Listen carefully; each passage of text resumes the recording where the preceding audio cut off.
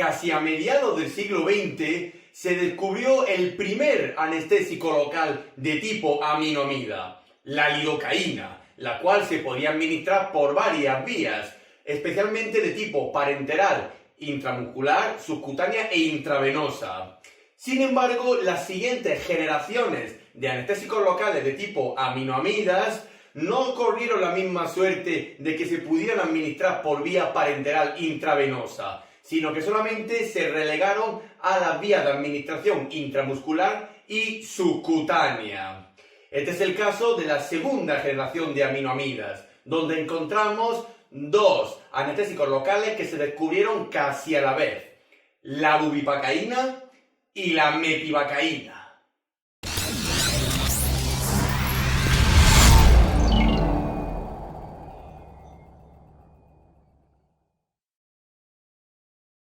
La mepivacaína es un fármaco que pertenece a la familia de los anestésicos locales. Y dentro de los anestésicos locales pertenece a el grupo de los aminoamidas, junto a otros semejantes como por ejemplo la lidocaína o la bupivacaína. La mepivacaína junto con la bupivacaína se descubrieron casi a la vez, un poquito después de la segunda mitad del siglo XX, y dieron paso a lo que se conoce como la segunda generación de anestésicos locales de tipo aminoamida, después de la lidocaína. Y estos dos serían los principales que darían paso a la tercera generación de anestésicos locales aminoamidas. La mepivacaína la podemos encontrar en el mercado sanitario y farmacéutico bajo el nombre comercial de Scandinipsa. Y aquí podemos observar la estructura y conformación química de la mepivacaína, donde vemos una particularidad o mejor dicho, la particularidad principal de los anestésicos locales de tipo aminoamidas, que es la presencia de un enlace central de tipo amida, así como también la presencia de un grupo amino, la presencia de un grupo benzol y de otro grupo aromático de tipo nitrogenado, siendo muy parecida la estructura a otros semejantes como de nuevo la lidocaína o la bupivacaína.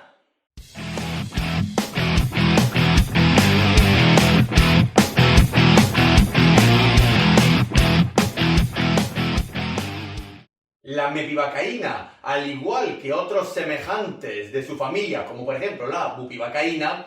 está indicada en cualquier área donde se requiere una intervención de tipo anestesia local, como por ejemplo en ciertas técnicas invasivas, como pueden ser las infiltraciones, anestesias locorregionales, bloqueos regionales, bloqueos de campo, o incluso en algunas anestesias más grandes, como por ejemplo la anestesia epidural o la anestesia raquídea. Y la mepivacaína también la podemos utilizar para la cirugía menor, es decir, intervenciones quirúrgicas menores, especialmente para las suturas, es decir, para coser la piel.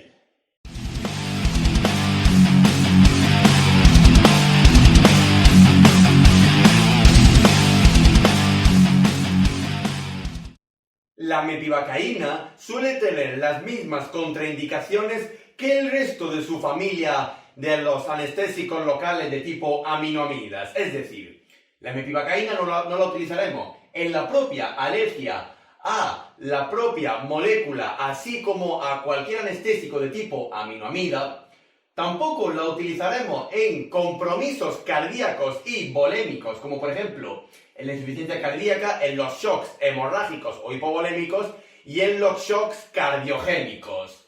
Tampoco utilizaremos la mepivacaína cuando hay una disminución del automatismo cardíaco, como por ejemplo en los bloqueos auriculoventriculares, en las bradiarritmias, en los bloqueos de rama y también en otras situaciones como por ejemplo en el Wolff-Parkinson-White.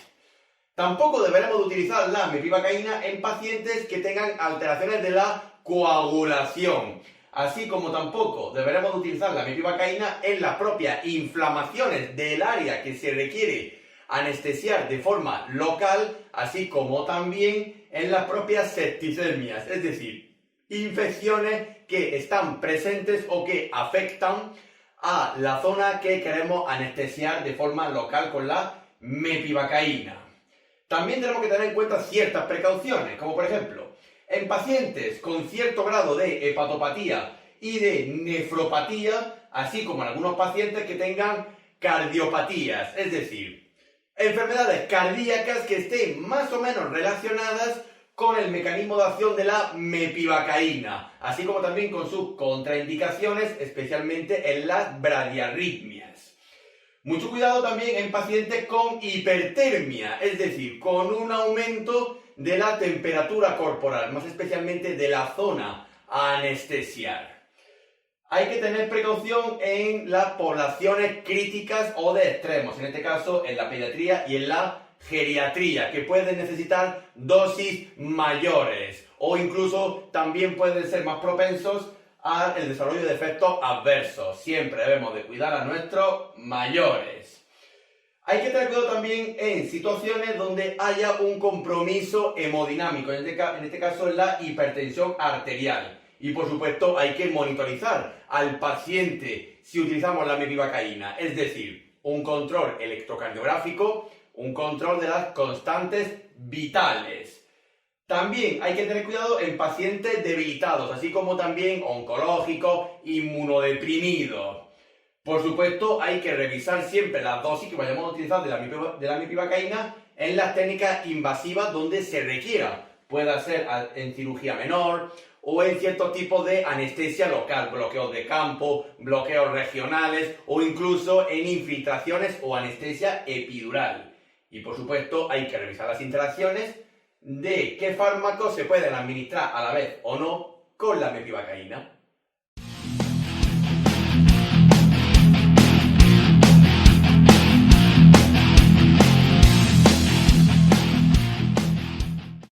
El mecanismo de acción de la mepivacaína es totalmente idéntico al de su familia de los anestésicos locales de tipo aminoamidas, es decir, disminuye la permeabilidad membranosa al sodio, por lo cual se evita el intercambio iónico de sodio y potasio en las transmisiones nerviosas, por lo cual hay un aumento de la sensación anestésica. Tenemos que saber que la mepivacaína, en comparación con la lidocaína, tiene mayor rapidez y mayor duración, pero no mayor potencia.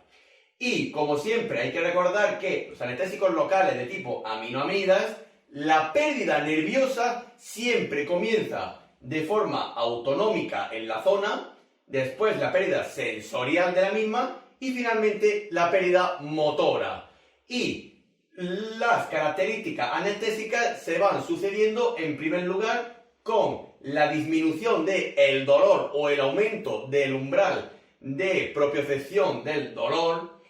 una disminución de la temperatura en la zona así como del tacto, la propia disminución de la sensación del paciente a la zona que vayamos a anestesiar, en este caso de la propiocepción del paciente, y ya por último la disminución del tono muscular.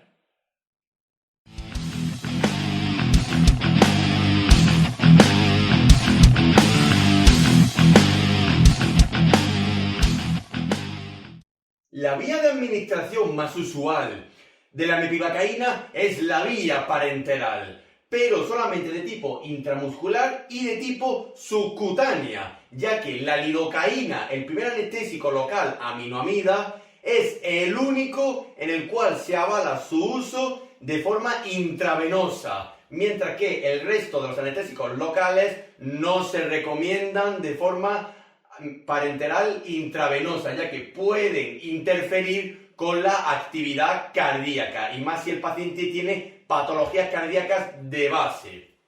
Y tenemos que ver también que la mepivacaína se encuentra en el mercado sanitario y farmacéutico en viales para su administración de distintas concentraciones, como por ejemplo del 1, del 2 o del 3%, encontrando aquí la presentación de la mepivacaína en viales de 10 mililitros, que cada uno contiene 200 miligramos, por lo cual esta solución de mepivacaína de Brown tiene una concentración del 2%.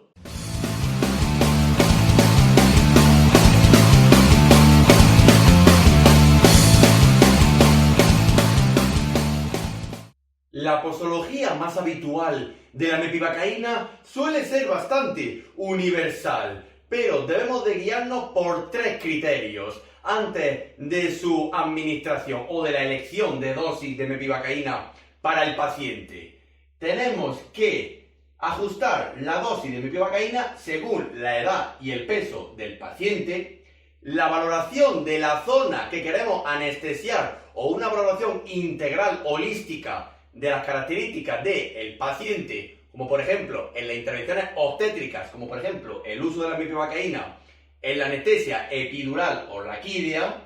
y también tenemos que ver la concentración de la mepivacaína que vayamos a utilizar. Puede ser del 1, del 2 o del 3%, y calculando ahí las dosis. También tenemos que saber que la mepivacaína, como todos los anestésicos locales, habrá que administrar la mínima dosis efectiva, por lo cual aumentamos la terapia de la mepivacaína en el paciente a la vez que aumentamos su seguridad y minimizamos la posible aparición de efectos adversos. Y siempre administrando la mepivacaína, tanto de forma intramuscular como subcutánea, de forma muy lenta. Si utilizamos la mepivacaína al 1 o al 2% aproximadamente, en adultos se recomienda una dosis aproximada de 7 miligramos por kilogramo, mientras que en pediatría bajamos un poco la dosis a 5 o 6 miligramos por kilogramo o incluso menos. Y si utilizamos las soluciones de mepivacaína al 3%, ya más bien para situaciones más de tipo hiperbáricas, utilizaríamos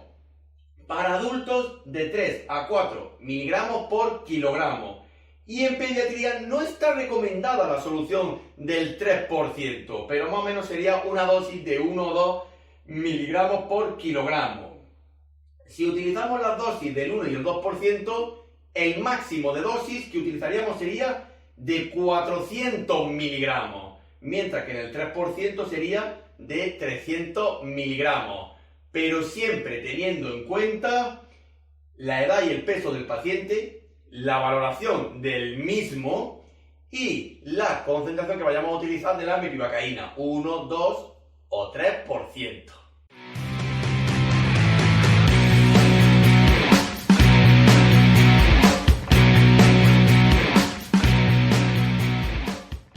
Dentro de la compatibilidad e incompatibilidad de la mepivacaína con el resto de la farmacología existente, deberemos de realizar una exhaustiva revisión bibliográfica, aunque no hay muchos datos de qué fármacos se pueden administrar a la vez o no con la mepivacaína, ya que es un fármaco que, aparte de no salir de las áreas de anestesia y de cirugía menor, usualmente su administración es en solitario. Y debemos de saber las interacciones que tiene la mepivacaína, donde puede haber un aumento de la sinergia o efecto terapéutico o mayor aparición de efectos adversos comunes si se administra a la vez con depresores del sistema nervioso central, como por ejemplo los opioides, así como también con ciertos tipos de vasoconstrictores, como por ejemplo la adrenalina, que podemos utilizar para aumentar la vasoconstricción del área local a anestesiar y evitar la dilución o pérdida de la mepivacaína en los tejidos o el torrente sanguíneo. También puede haber una disminución mutua, tanto de efectos terapéuticos, así como también de un aumento de la adversidad si se asocia con ciertos antiarrítmicos, con el alcohol, con psicóticos y con anticonvulsionantes, como por ejemplo la fenitoína o el valproato. Y por último, decir que la mepivacaína, si se administra a la vez con las heparinas y con los AINES, puede haber un aumento de hemorragias, por lo cual, si el paciente está anticoagulado o toma mucha medicación analgésica, habrá que valorar si administrar o no la mepivacaína, ya que hay una gran posibilidad de que se produzcan hemorragias en la zona a infiltrar con mepivacaína.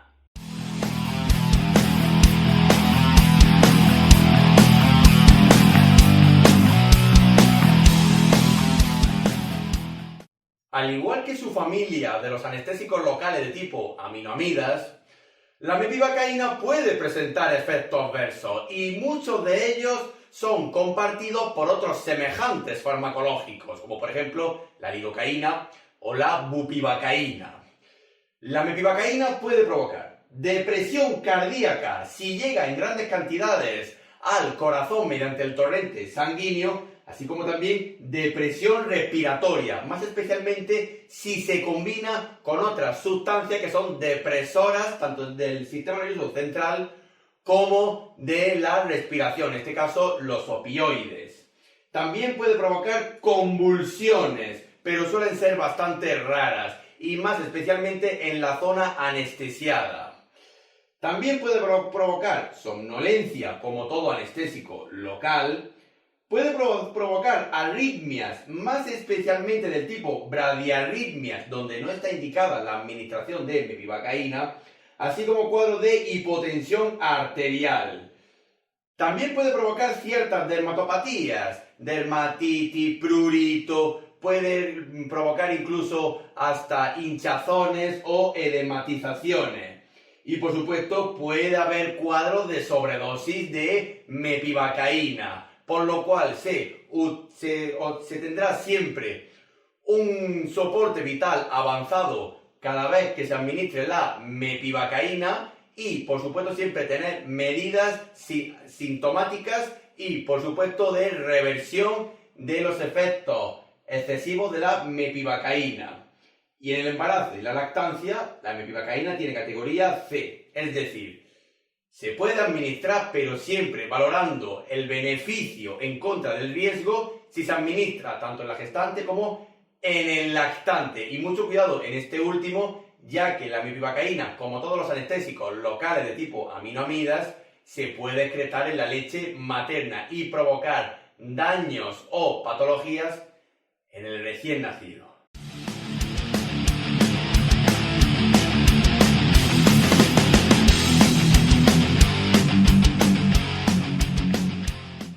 Por último, nos queda decir que la mepivacaína, dentro de los ámbitos de dialización y técnicas continuas de reemplazo renal, se ha demostrado que es una sustancia no dializable y usualmente suele requerir un pequeño ajuste de dosis en función de la respuesta que tenga el paciente. Ya que hablamos de ello, tenemos que volver a recordar que la dosis que tenemos que administrar de mepivacaína siempre será la mínima efectiva, aumentando la seguridad del paciente y la minimización de la aparición de efectos adversos. Siempre hay que también saber que la mepivacaína, independientemente de qué concentraciones utilicemos, del 1, 2 o 3%, hay que administrarla de forma muy lenta. Y la dosis siempre está condicionada a la edad y el peso del paciente, la valoración del mismo y de la zona que queremos anestesiar de forma local y, por supuesto, viendo qué concentración vamos a utilizar de mepivacaína, del 1, del 2 o del 3%.